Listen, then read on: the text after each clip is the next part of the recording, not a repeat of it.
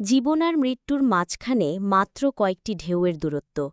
আর সেই ঢেউগুলো যখন রাক্ষসে আকার ধারণ করে তখন হয়তো পৃথিবীর সব প্রার্থনায় ফিকে হয়ে যায়।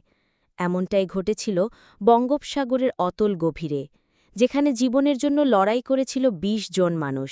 সেটা ছিল গত ১৮ই আগস্ট ভোর রাতের অন্ধকার।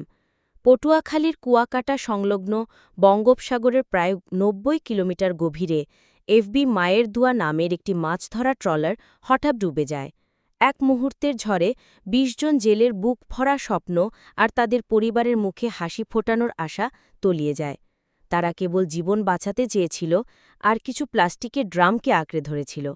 ২ দিন ৪৮ ঘণ্টা সাগরের বিশাল ঢেউ আর উত্তাল বাতাসকে সঙ্গী করে তারা ভেসেছিল।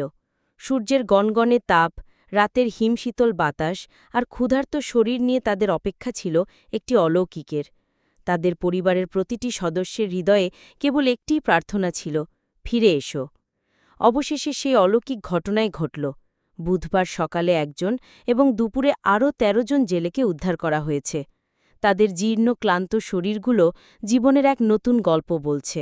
তারা বেঁচে ফিরেছে, কিন্তু তাদের চোখে এখনও সেই ভয়, সে বিভীষিকা লেগে আছে।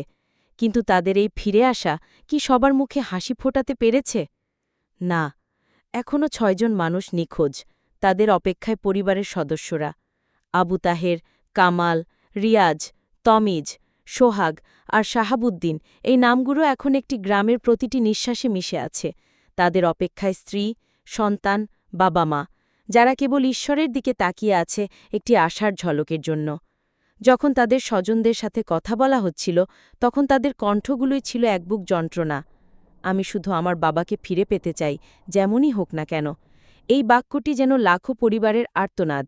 গ্রামের প্রতিটি ঘরে আজ নীরবতা, শুধু শোনা যায় কান্নার শব্দ আর হাহাকার। প্রতিটি ঢেউয়ের সাথে যেন একটি নতুন প্রশ্ন ভেসে আসে, কেন এমন হয়? জীবনের মূল্য কি এতই ঠুনকো? এই ঘটনা আমাদের শেখায় আমাদের জীবন কতটা অনিশ্চিত।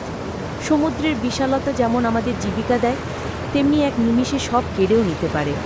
তাই আসুন, আমরা জীবনের প্রতিটি মুহূর্তকে গুরুত্ব দিই, প্রতিটি সম্পর্ককে ভালোবাসা দিয়ে আগলে রাখি।